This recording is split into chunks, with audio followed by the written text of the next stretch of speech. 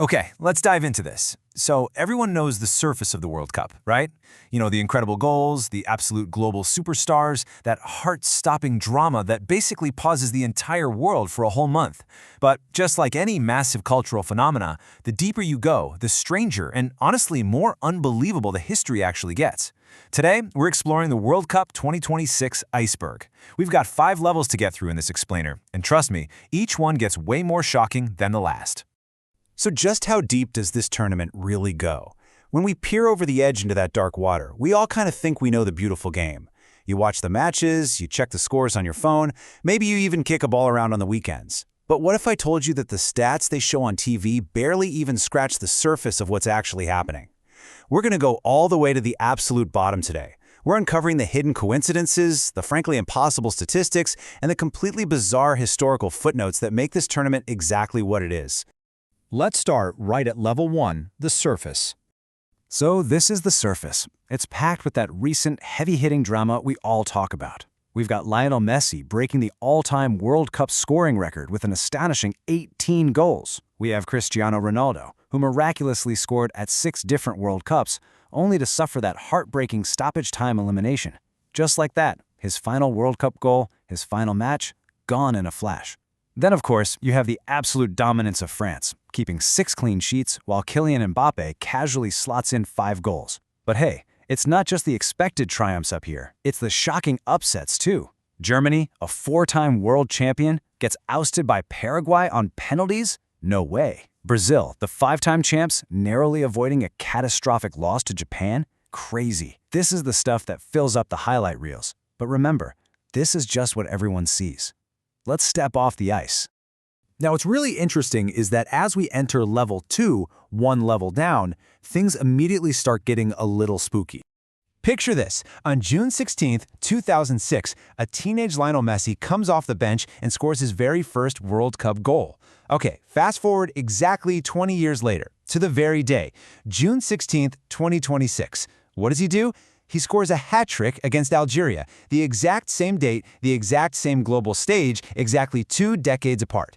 I mean, the mathematical odds of a career spanning that long and peaking on the precise anniversary, it's just absolutely mind-boggling. And it's not just about the seasoned veterans either. Check out this number, 891. Out of the 1,248 players at the 2026 tournament, a staggering 891 of them had never been to a World Cup before. Just think about that for a second. A tournament that feels entirely defined by these global legends actually belongs, numerically speaking anyway, to absolute newcomers. The vast majority of the guys out on that pitch, they're experiencing the magic for the very first time. And the team dynamics? They are totally shifting too. Right now, club teams are basically mini empires. Manchester City alone sent 19 players to the 2026 World Cup. That means you have 19 guys who train together, who study each other's weaknesses every single week, suddenly facing off as bitter opponents wearing different flags. Now compare that modern hyper-efficiency to Scotland back in 1954. Qualifying for their first ever World Cup, they were allowed a 22-man squad. But because of this stubborn internal argument with the Rangers Football Club, they flat out refused to bring a full team. They brought just 13 players, lost both their matches, and went straight home. I mean, that is pure, unfiltered stubbornness right there. All right, gear up. We're hitting level 3, deep water. We are officially entering territory where the stats start feeling almost impossible.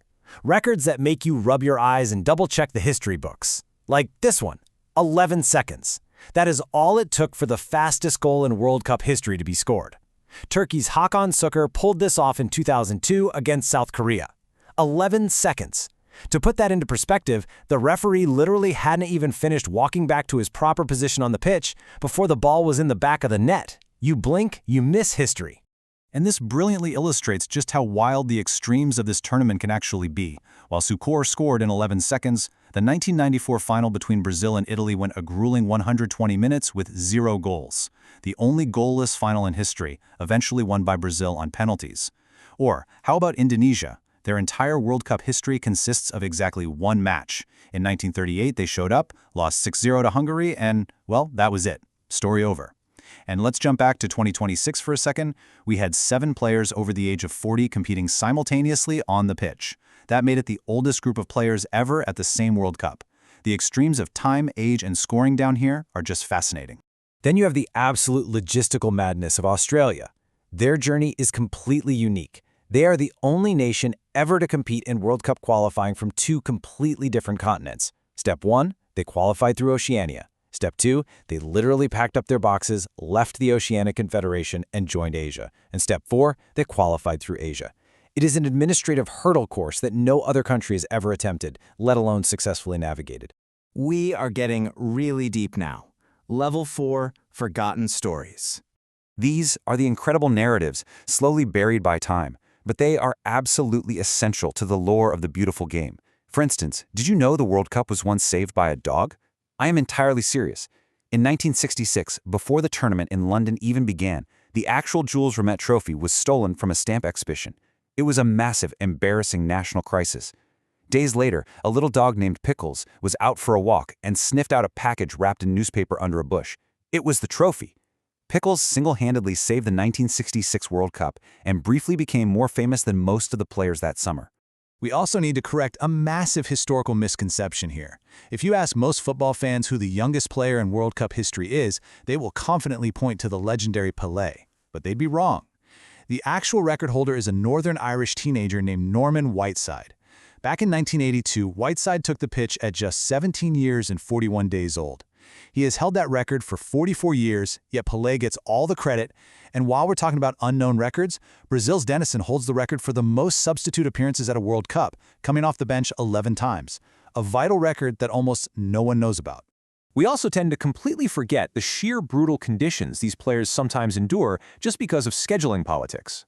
The 1994 World Cup final in Los Angeles kicked off at 12:30 p.m., right in the middle of a day, in nearly 100-degree Fahrenheit heat with direct, blinding sunlight baking the pitch. Why? Because FIFA stubbornly insisted on the time slot for European television audiences. Both managers protested heavily, knowing it was incredibly dangerous. Nobody listened. As a direct result, 3 players had to be substituted simply because of severe heat exhaustion. So the crucial point is, we have finally reached level 5, the very bottom. Down here are the facts that sound completely 100% invented, but I assure you they are totally real. Let's go all the way back to the very first World Cup final in 1930 between Uruguay and Argentina. The tension was so incredibly high and the teams were being so petty that they literally could not agree on which football to use for the match. So they struck this ridiculous compromise. They used an Argentinian ball for the first half and a Uruguayan ball for the second half. And the wildest part? Argentina led 2-1 at halftime with their ball, but when they switched to the Uruguayan ball for the second half, Uruguayans stormed back to win the game 4-2. You literally cannot write a script like that. And the contrasts in technology and regulations at the bottom of the iceberg? Staggering. In 1950, India actually withdrew from the World Cup entirely. Why? Well, because FIFA instituted a new rule that wouldn't let them play barefoot, which is exactly how they were accustomed to playing. They pulled out, and to this day, India has never won a World Cup match. Now compare that barefoot controversy to 2026. The tournament now uses a smart ball, packed with internal sensors that beams a signal directly to the referee's glowing smartwatch in under 1 second.